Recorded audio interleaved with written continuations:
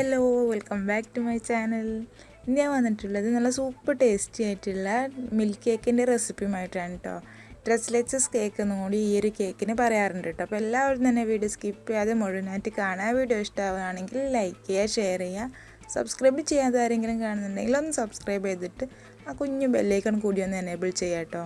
അപ്പോൾ നമുക്ക് വേഗം തന്നെ ഈ ഒരു കേക്ക് തയ്യാറാക്കിയെടുക്കാം. ആദ്യം നമുക്ക് ഈ ഒരു കേക്കിലേക്ക് ആവശ്യമായിട്ടുള്ള ഡ്രൈ ഇൻഗ്രീഡിയൻസ് ഒക്കെ ഒന്ന് അരിച്ചെടുക്കാം. അപ്പോൾ അതിനായിട്ട് ഞാനിവിടെ ഒരു കപ്പ് മൈദ ഒരു അരിപ്പയിലേക്ക് ഇട്ട് കൊടുത്തിട്ടുണ്ട് കേട്ടോ. ഇനി ഇതിലേക്ക് നമ്മൾ 1 ടീസ്പൂൺ ബേക്കിംഗ് പൗഡർ ചേർത്ത് കൊടുക്കാം. അതുപോലെ തന്നെ മധുരം ഒന്ന് ബാലൻസ് ചെയ്യാൻ വേണ്ടിയിട്ട് ഒരു പിഞ്ച് ഉപ്പ് കൂടി ഇതിലേക്ക് ഇട്ട് കൊടുക്കുക. ഇനി നന്നായിട്ട് ഇതൊന്ന് മിക്സ് ചെയ്തിട്ട് നമുക്കിതൊന്ന് അരിച്ചെടുക്കാം.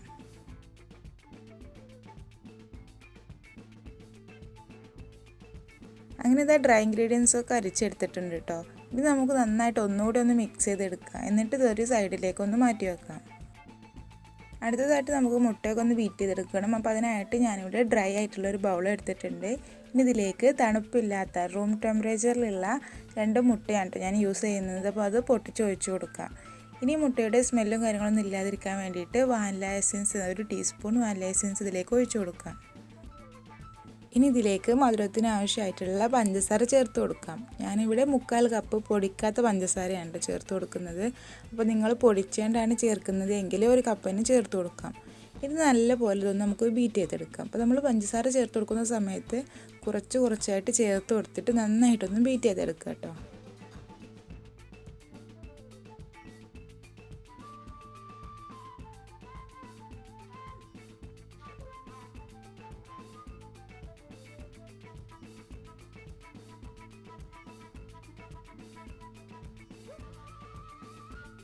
ഇപ്പോൾ ഇത് മുട്ടയൊക്കെ നന്നായിട്ട് പൊങ്ങി വന്നിട്ടുണ്ട് കേട്ടോ. ഇനി ഞാൻ ഇതിലേക്ക് ടൈഗറിൻ്റെ ബദാം മിക്സിൻ്റെ എസൻസ് കൂടി ചേർത്ത് കൊടുക്കുന്നുണ്ട് കേട്ടോ. അത് ഓപ്ഷണലാണ്. അപ്പോൾ ഇതൊരു 2-3 ഡ്രോപ്പ് കൂടി ഒഴിച്ച് കൊടുത്തിട്ട് ജസ്റ്റ് ഒന്ന് മിക്സ് ചെയ്തെടുത്താൽ മതി കേട്ടോ.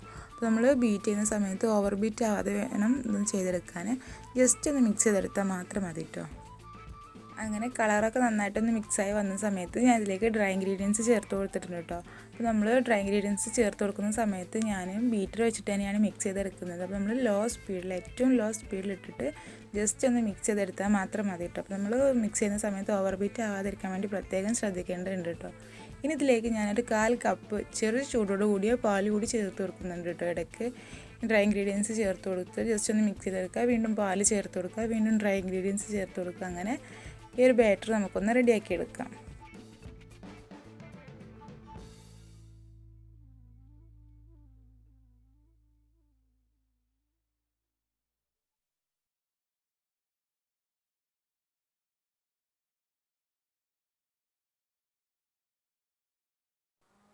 അങ്ങനെ ഇതാ നമ്മുടെ കേക്കിൻ്റെ ബാറ്റർ ഇവിടെ റെഡി ആയിട്ടുണ്ട് കേട്ടോ. നല്ല കറക്റ്റായിട്ട് തന്നെ കിട്ടിയിട്ടുണ്ട് കേട്ടോ. നല്ല മിക്സാക്കി എടുക്കുക. നമ്മൾ ഓവർ മിക്സ് ആവാതെ നല്ല പോലെ ഇതൊന്ന് മിക്സ് ചെയ്തെടുക്കുക. ഇനി നമുക്കിതൊന്ന് ബേക്ക് ചെയ്തെടുക്കുക. അപ്പം ഞാനിവിടെ കേക്ക് ബാറ്റർ റെഡിയാക്കുന്നതിന് മുമ്പായിട്ട് തന്നെ കേക്ക് ടിന്നൊക്കെ ഒന്ന് ഗ്രീസ് ചെയ്ത് വെച്ചിട്ടുണ്ടായിരുന്നു കേട്ടോ. ഇനി ഇതിലേക്ക് നമ്മുടെ കേക്ക് ബാറ്റർ ഒഴിച്ച് കൊടുക്കുക.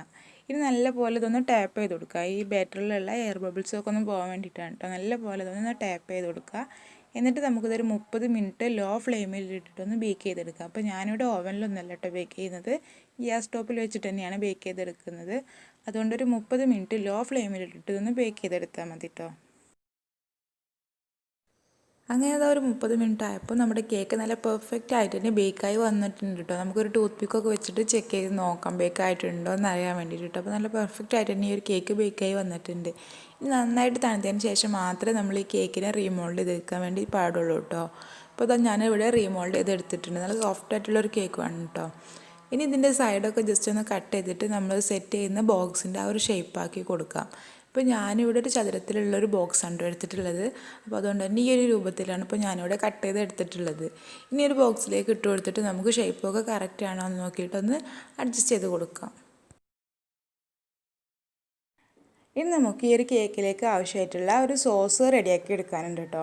ഈ ഒരു സോസാണ് ഈ ഒരു കേക്കിൻ്റെ മെയിൻ എന്ന് പറയുന്നത്. അപ്പോൾ അതിനായിട്ട് ഞാനിവിടെ 1/2 കപ്പ് വിപ്പിംഗ് ക്രീമാണ് എടുത്തിട്ടുള്ളത്.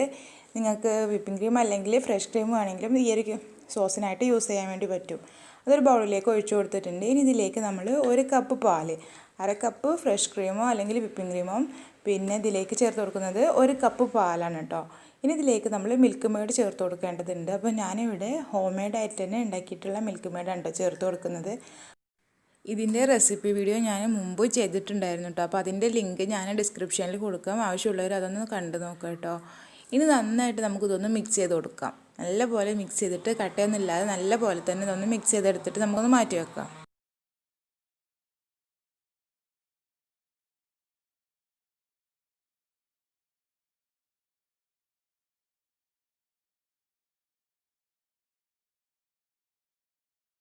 ഇനി നമുക്ക് മിൽക്ക് കേക്ക് ഒന്ന് സെറ്റ് ചെയ്തെടുക്കാം. അപ്പോൾ അതിനായിട്ട് ആദ്യം നമ്മൾ ചെയ്യേണ്ടത് ഒരു ഫോർക്കോ അല്ലെങ്കിൽ ഒരു ടൂത്ത് പിക്കൊക്കെ വെച്ചിട്ട് ഇതുപോലെ നല്ല പോലെ ഒന്ന് കുത്തി കൊടുക്കുക കേട്ടോ.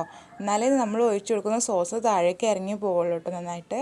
അപ്പോൾ നല്ല പോലെ ഞാൻ കുത്തി കൊടുത്തിട്ടുണ്ട്. ഇനി നമുക്ക് സോസ് ഇതിൻ്റെ മുകളിൽ നല്ല പോലെ ഒന്ന് ഒഴിച്ചു കൊടുക്കാം കേട്ടോ. അപ്പോൾ നമ്മൾ നല്ലതുപോലെ ഒഴിച്ചു കൊടുക്കണം. എന്നാൽ മാത്രമേ നമ്മൾ കേക്ക് നല്ല സോഫ്റ്റ് ആയിട്ടും നല്ല ടേസ്റ്റി ആയിട്ടും കിട്ടുള്ളൂ കേട്ടോ. അപ്പോൾ നന്നായിട്ട് തന്നെ നമ്മൾ ഈ ഒരു സോസ് ഇതിൻ്റെ മുകളിലേക്ക് ഒഴിച്ചു കൊടുക്കുക.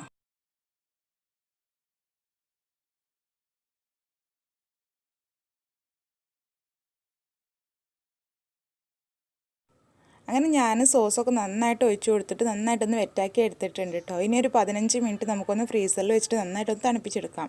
ബാക്കി വന്നിട്ടുള്ള കേക്കിൻ്റെ പീസ് ഞാൻ ഇതുപോലുള്ളൊരു ബൗളിൽ ഒന്ന് സെറ്റ് ചെയ്തെടുത്തിട്ടുണ്ട് കേട്ടോ. അതിൻ്റെ മുകളിലും നമുക്ക് നേരത്തെ ചെയ്ത പോലെ തന്നെ സോസ് നല്ല പോലെ ഒന്ന് ഒഴിച്ച് കൊടുക്കാം. ഇപ്പോൾ ഇതാ നമ്മുടെ കേക്ക് നന്നായിട്ട് സെറ്റായി വന്നിട്ടുണ്ട് കേട്ടോ. ഇനി ഇതിൻ്റെ മുകളിൽ നമുക്ക് വിപ്പിംഗ് ക്രീം വന്നിട്ട് കൊടുക്കണം. അപ്പോൾ അതിനായിട്ട് ഞാൻ ഈ ഒരു ന്യൂസിലാണ് കേട്ടോ എടുത്തിട്ടുള്ളത്. പൈപ്പിംഗ് ബാഗിലേക്ക് ന്യൂസിൽ ഇട്ട് കൊടുത്തിട്ട് വിപ്പിംഗ് ക്രീം ഒന്ന് ഫില്ല് ചെയ്ത് എടുത്തിട്ടുണ്ട് കേട്ടോ. നമുക്ക് ഈ ഒരു ഡിസൈൻ വെച്ചിട്ട് തന്നെ ഈ കേക്ക് മുഴുവനായിട്ടൊന്ന് കവർ ചെയ്തെടുക്കാം.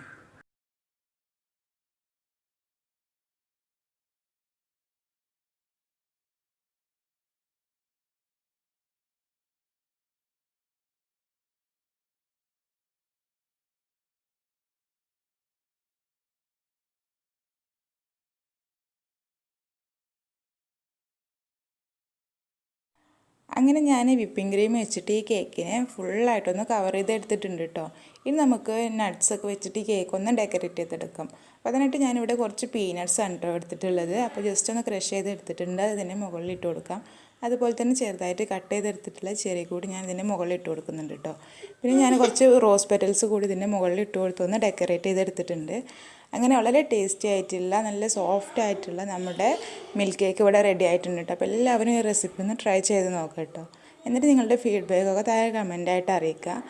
നമ്മൾ നേരത്തെ തയ്യാറാക്കി വെച്ചിട്ടുണ്ടായിരുന്ന ആ ഒരു സോസിലേക്ക് ഞാൻ ബദാം മിക്സിൻ്റെ എസൻസ് 2 ഡ്രോപ്പ് ഒഴിച്ച് കൊടുത്തിട്ടുണ്ട് കേട്ടോ. അതൊന്ന് മിക്സ് ചെയ്ത് എടുത്തിട്ടുള്ളതാണ്. ഇനി നമ്മൾ ഈ ഒരു കേക്ക് സെർവ് ചെയ്യുന്ന സമയത്ത് ഈ ഒരു സോസ് കൂടി ഇതിൻ്റെ മുകളിൽ ഒഴിച്ച് കൊടുത്തിട്ട് സെർവ് ചെയ്യുകയാണെങ്കിൽ നല്ല അടിപൊളി ടേസ്റ്റിയാണ് കേട്ടോ. അപ്പോൾ എല്ലാവരും ഈ ഒരു കേക്ക് തയ്യാറാക്കി നോക്കാം കേട്ടോ. നമുക്ക് സൽക്കാരങ്ങളിലൊക്കെ വിളമ്പാൻ പറ്റിയിട്ടുള്ള നല്ല അടിപൊളിയായിട്ടുള്ളൊരു റെസിപ്പിയാണ് കേട്ടോ. അപ്പോൾ എല്ലാവരും ഒന്ന് ട്രൈ ചെയ്ത് നോക്കുക. എന്നിട്ട് നിങ്ങളുടെ ഫീഡ്ബാക്കൊക്കെ താഴെ കമൻറ്റായിട്ട് അറിയിക്കുക കേട്ടോ.